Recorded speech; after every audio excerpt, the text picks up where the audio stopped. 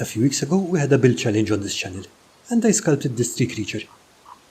I don't have a particular use for it, so I'm going to give it away to one of you viewers.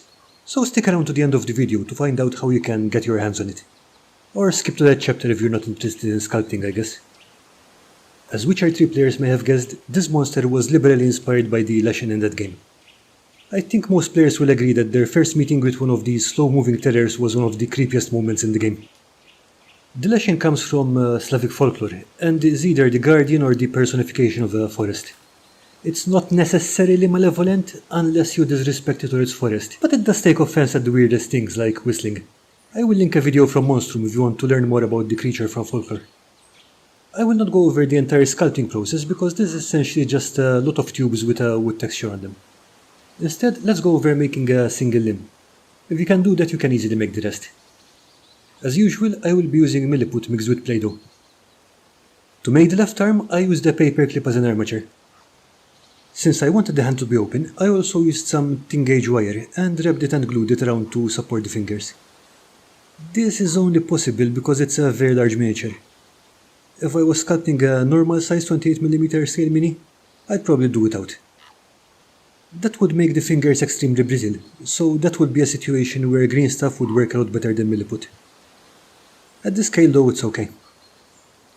The first thing I did was to create the volume of the limb. At this stage I'm not thinking of texture or finish, I'm just making a rough shape that is slightly smaller than the finished piece will be. That lets me add another layer of putty on top to create the texture. When I'm bulking a limb, I like to prepare the joints first. In this case that's the shoulder, the elbow and the wrist. This way I have two anchor points to build up the tube of putty in between, which makes it a lot easier. Once I have the bulk ready, I usually set the piece aside for a few hours to let it cure, but with the heat we're having, the putty was already hard enough by the time I was done, so I mixed up some more to do the texture. Now in this case we really need the putty to be as soft as possible, so we can spread it easily, so I made a 50-50 mix of milliput and Play-Doh.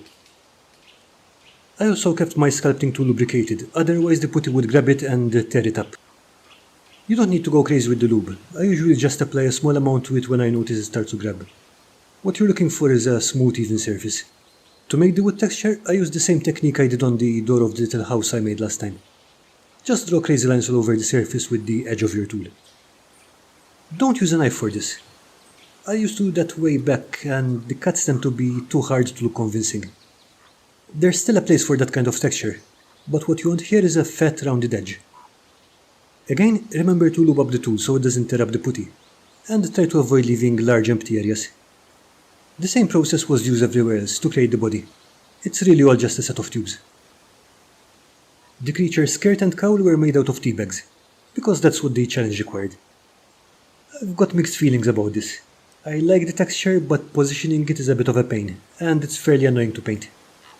Still, if you want to have a go at it, all you need is a liberal amount of super glue. One design element I'd like to point out are these little mushrooms and bits of bark around the body. While I was building this, I thought this would look really drab as it would all be dull, dirty colors with just one texture. So I added these as an excuse to pop in some more vibrant colors and textures. Now, let's say that you want this model but don't want to build one yourself. Well, one of you lovely viewers is in luck, because I will be giving it away to the winner of a simple contest. All you need to do is leave me a comment in this video telling me how you would use it in your games. This can be anything from a small backstory, adventure hook, or anything else you have in mind.